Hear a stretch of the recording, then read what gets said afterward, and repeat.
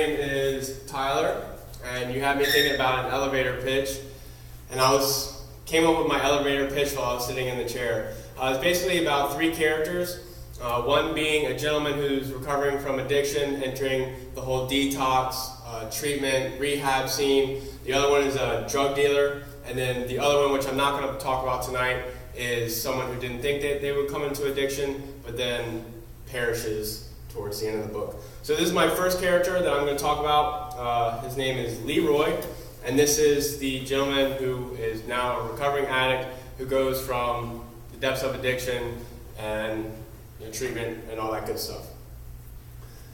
Intakes and discharge. New face, old story.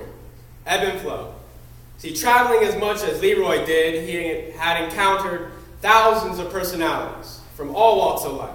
Black, white, rich, poor, gay, straight, atheist, Christian. See, he had lost faith in humans, then would experience restoration of that faith, only to lose it again, time after time.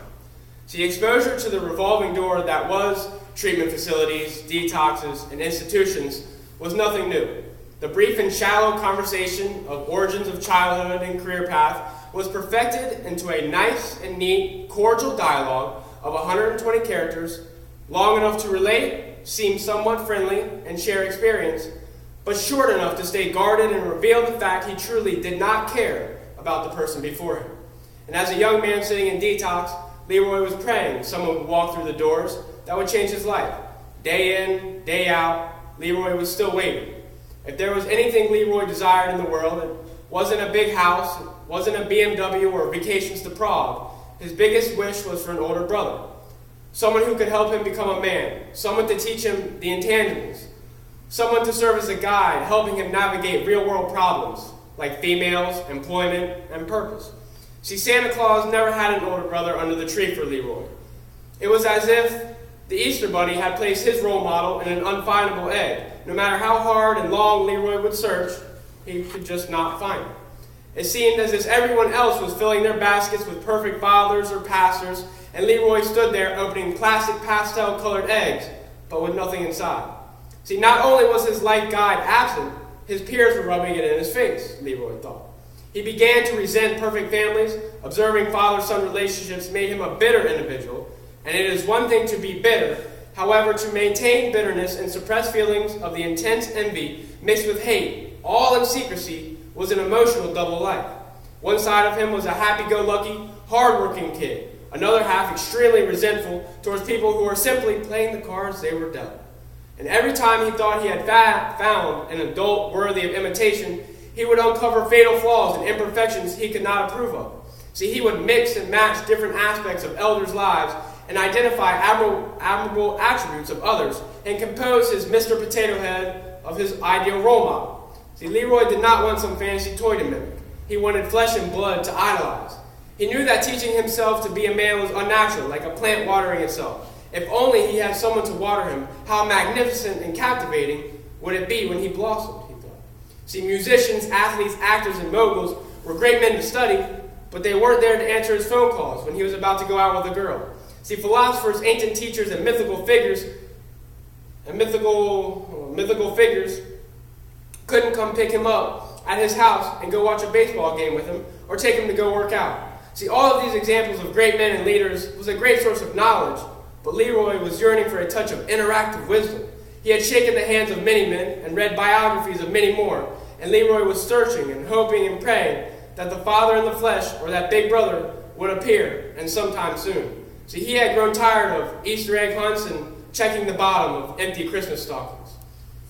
That was Leroy. That's a character going through recovery. And now this is Charlotte. She is the drug dealer. Charlotte was finally clocking out.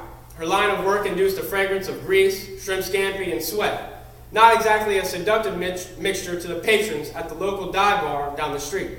Charlotte was a waitress. She hated the title of server. She thought of herself highly and didn't like being titled as subservient or a servant to anyone. Women already had a tough time as it is. She put the finishing touches on the silverware.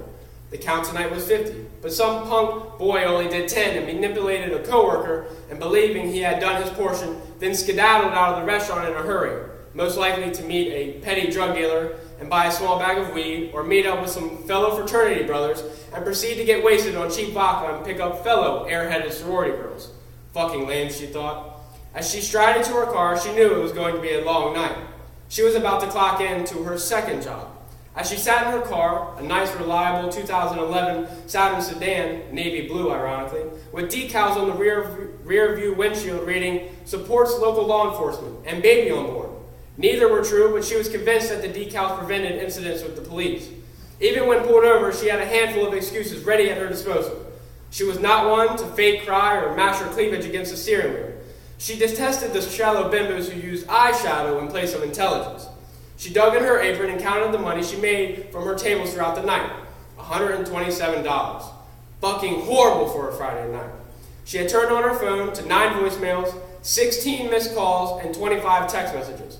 Her phone had been off for only 6 hours. Time to go to work.